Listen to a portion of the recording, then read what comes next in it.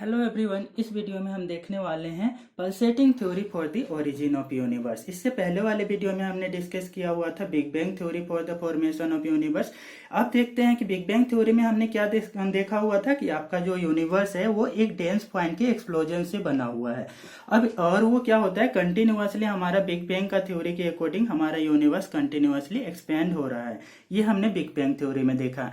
अब हम देखते हैं कि पल्सेटिंग थ्योरी क्या कहती है। पल्सेटिंग थ्योरी के अकॉर्डिंग ये है कि ये जो हमारा ब्रह्मांड था वो भी एक पॉइंट के साइज का था।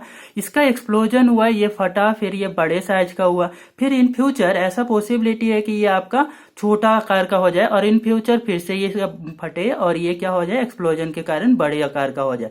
जैसा नाम से यहाँ पे क्लियर है कि जैसे स्टार्स के बारे में हम कहते हैं कि stars are pulsating, that means तारे टिमटिमाते नजर आते हैं। कभी तारे का आकार छोटा होता है, फिर कभी बड़ा दिखता है, फिर छोटा दिखता है, फिर बड़ा दिखता है। तो कुछ ऐसा ही आपका पल्सेटिंग थ्योरी भी बोलता है। इस थ्योरी के बारे में रीड करते हैं। This theory states that the universe periodically expand from the explosion. हमारा जो यूनिवर्स है पेरियोडिकली एक्सपॉन्ड होता है, फैलता है बिकॉज ऑफ द एक्सप्लोजन, फटने के कारण।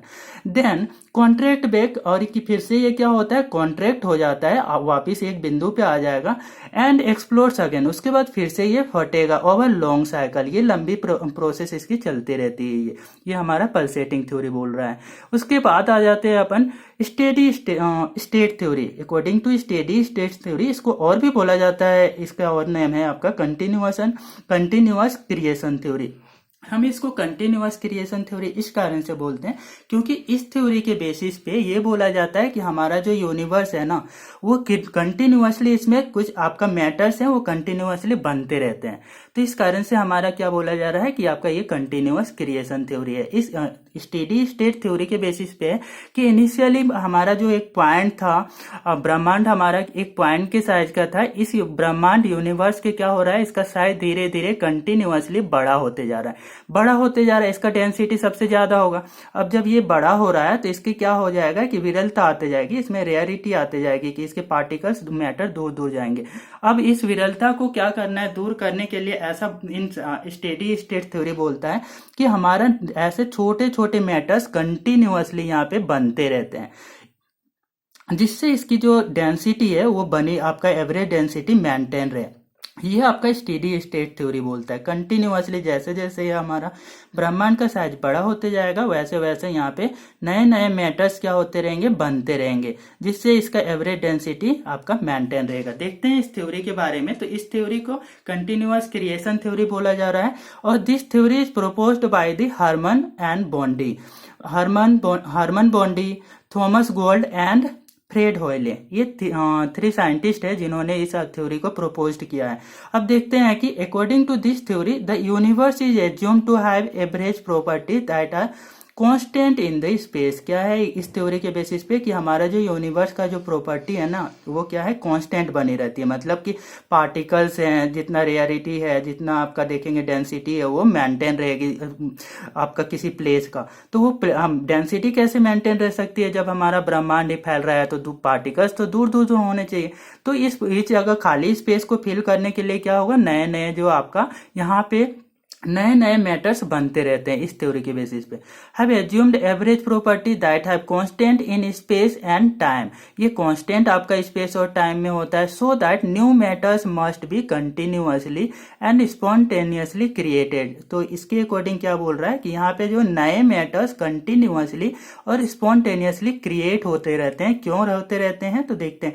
टू मेंटेन एवरेज डेंसिटी को मेंटेन करने के लिए कि यहाँ पे जो आपका है पार्टिकल्स जो हैं वो इनकी डेंसिटी बनी रहे, जितना आपका इनिशियल में यहाँ पे था वो जितना एक्सप्लोर इसके फैलाव के बाद भी ये इतनी ही डेंसिटी इसमें भी बनी रहे। इसके लिए आपका क्या होना पड़ेगा, नए नए मैटर्स यहाँ पे बनते रहना चाहिए।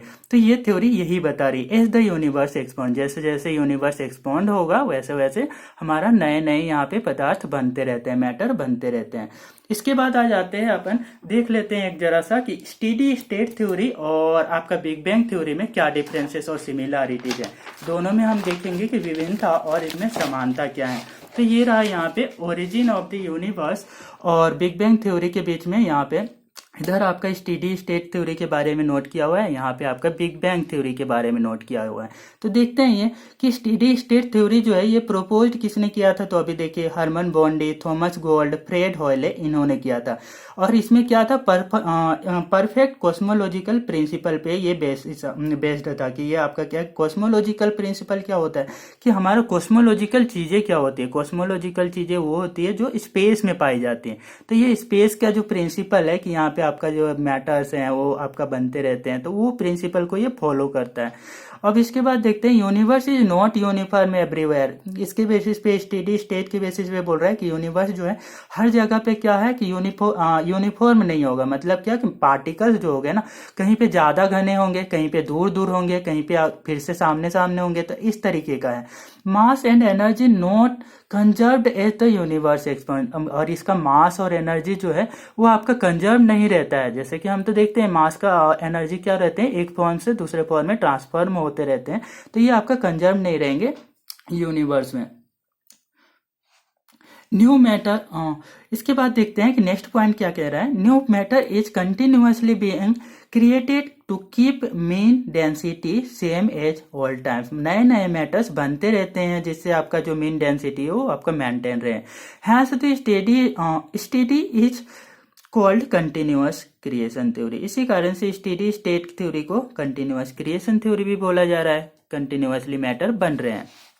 इसका अब देखते हैं अपन कि बिग बैंग थ्योरी क्या था। एक बार रिकॉल कर लेते हैं कि ये आपका 1966 और 1967 के अराउंड में ये आपका थ्योरी प्रपोज्ड की गई थी, और स्टेडी स्टेट थ्योरी जो थी वो 1950 के अराउंड में ये प्रपोज्ड की गई थी। अब देखते हैं कि इसकी थ्योरी कब आपका क्या था।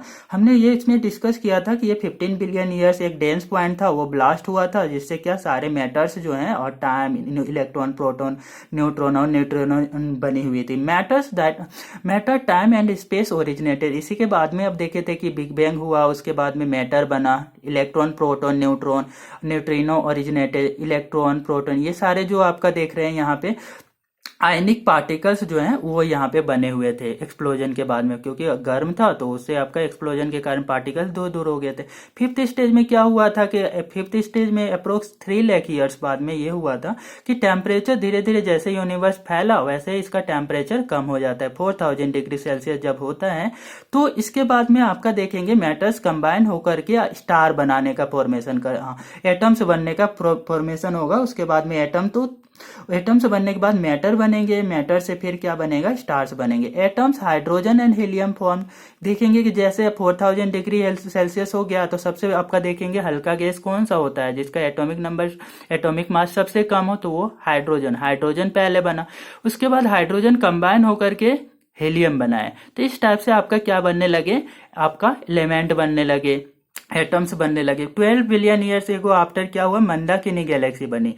मंदाकिनी गैलेक्सी क्या है, तो तारों का समूह है। पहले तारे बने, पहले एटम बना, एटम्स के हाइड्रोजन एटम के कंबाइन हो रहे हैं और क्या बना रहे हैं, हीलियम। सन में यही प्रोसेस हो रहा है स्टार में। तो बहुत सारे इस टाइप का आपका स्टार बने और वो स्टार एक पर्टिकुलर अरेंजमेंट में आपका अरेंज्ड हो गए, तो वो क्या बनाए, आपका गैलेक्सी बनाए। तो हमारी गैलेक्सी कब बनी हुई है, 12 बिलियन ईयर्स एगो। जो हमारी गैलेक्सी का नेम क्या है, तो मंदाकिनी गैलेक्सी नेम है।